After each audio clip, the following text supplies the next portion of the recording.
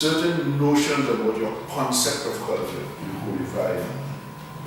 Certain notions about the value you assign to culture, you codify. Right. And there were certain actions that you hold to lead to your fulfilling these, Right. you codify. Right.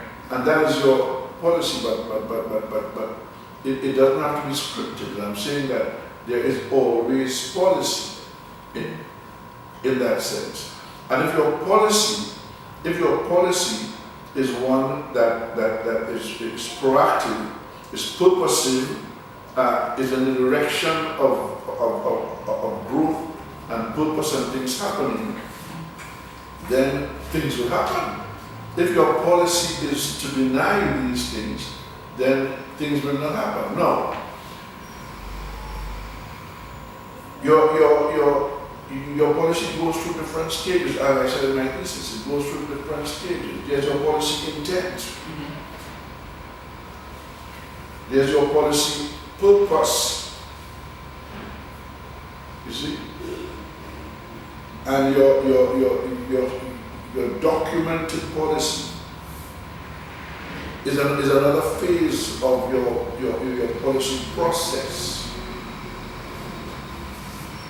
But it's not true to say that because there is no written policy, that's the reason there is no action. There is no action because the policy is for there not to be action. There is no action because the policy is for you to do certain other kind of things rather than other kinds of things. And that is a policy that you hold whether you document it or not. See, this is why my thesis title is Public Policy and Management for Culture and Arts, a crisis of concept, value, and incremental difference. And that to me is where we have been over the years. It's a lack of clear conceptualizing. It's a paucity of values in terms of the valuing of our culture. And that leads to a difference, and a difference in handling of it. I mean, you don't have the steel band been invented anywhere else in the world that would have fared one better than him. The steel band is such an iconic symbol for all that we can be, all that we should be, all that we should have been, and that we are not at this point. The steel band symbolizes that. And until we come to understand that, we understand nothing. We understand nothing. I looked at a newspaper a few days ago. The leadership in the Secondary School Grant Association is lamenting the fact that so little is being done in drama. It's almost as if the theatre is about laughs. And if the article was in the paper about 2 years ago, I think it was.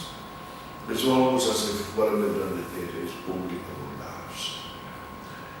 There is nothing similar, there is nothing singularly Trinidadian and Tobagonian in the world of the theatre. You go to the theatre, what you expect is no Cinderella, Snow White, Phantom of the Opera. Or just a few simple laughs, a few cheap laughs. You know, and what is significant is that there is best village happening every year. Not always the best quality, but what do you expect? If you see it as a little trifling thing, then you do not do those things that would guarantee. You know, I tell my students here, each time you take up a play that's written here, and by here I mean the Caribbean, but here look at the Caribbean. Anywhere in the Caribbean, the principle here. Before you open that play to read it, tell yourself, I'm going to give this play the same attention I would have given to Shakespeare's As You Like It, to Shakespeare's Romeo and Juliet, to Shakespeare's Henry VIII. And until you can do that, don't open it. You see, because we begin with preconceived notions about what to expect. We begin with preconceived notions about what about how we present things. It's like a folk song. Any folk song or song that sounds like a folk song in my place, I tell you always work with it. Do not begin to work with that song unless you are prepared to treat it as Handel's Messiah. Until you are prepared to treat that song like Handel's Messiah, don't begin to work with it. Because it deserves the same stretch, the same reach for tone and harmonic points as you search Handel. You say Handel's Messiah must have this in it. And I'm saying you must say the same thing about Ali McCarthy. It has that in it.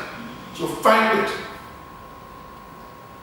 And until you can bring yourself to see that kind of value, then don't approach it. You have to approach the work and genuflect and say, show me your ways. See, so they are lamenting the fact that the drama is alive in secondary schools, but it's not alive. The theater is alive in Trinidad and Tobago, but it's not alive. And all of the things are here for us to bring it to a point where it can make sense. How many of us look at Ramlila?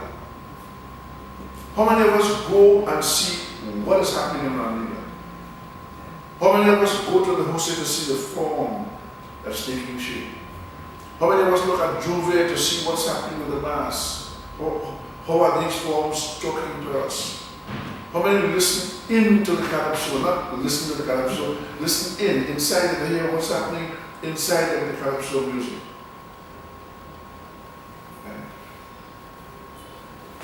And even from that, if you can, because from what you're saying there, I mean, we want to just touch on the business of culture. If it's, where you see that we are transitioned from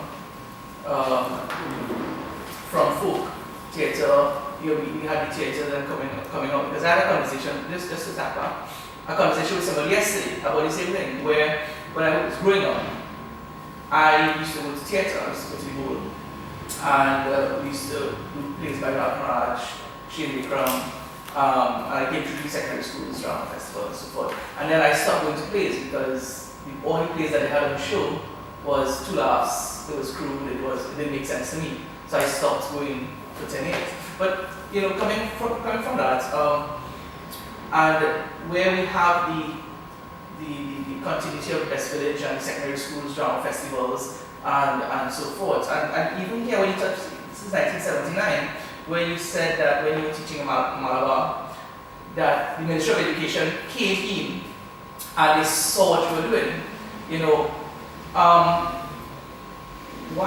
How come we haven't moved from there? Because even now in some primary schools, you don't have drama. My concern is as we say with Steel Pan, and this is my personal thing, is that the Steel Pan was born here, but we don't have a Steel Pan in our school. Probably 10%, probably 15% of all schools you have a Steel Pan. We are artistic people, we don't have drama. And then even when it come out, at least in my time, as you know, I went into engineering, right? And I did my thing because that is where I could have earned, Do you see the business of culture changing, where we have more and more young practitioners and people, dancers, getting into business of theatre? But it's been happening. Mm-hmm. It's been happening, you see, but we are committing one fundamental area. Mm-hmm. And I'm a little wary about this take we have now on the cultural industries, the creative industries, where we now talk about the theatre industry, we talk about everything industry. I'm a little wary about the extent to which we've gone that route at this point. Precisely because it looks as if what we're doing is more Cinderellas, more Snow Whites, more Phantom of the Operas. And not continuing that search for us in the arts, that search for the art that not only proceeds from us, but helps to refine us. That search for a kind of truth, a kind of authenticity in what we do in terms of where is the art coming from. And it would seem to me that as long as we are going to make more of Cinderella and Snow White, then we are not offering the world anything.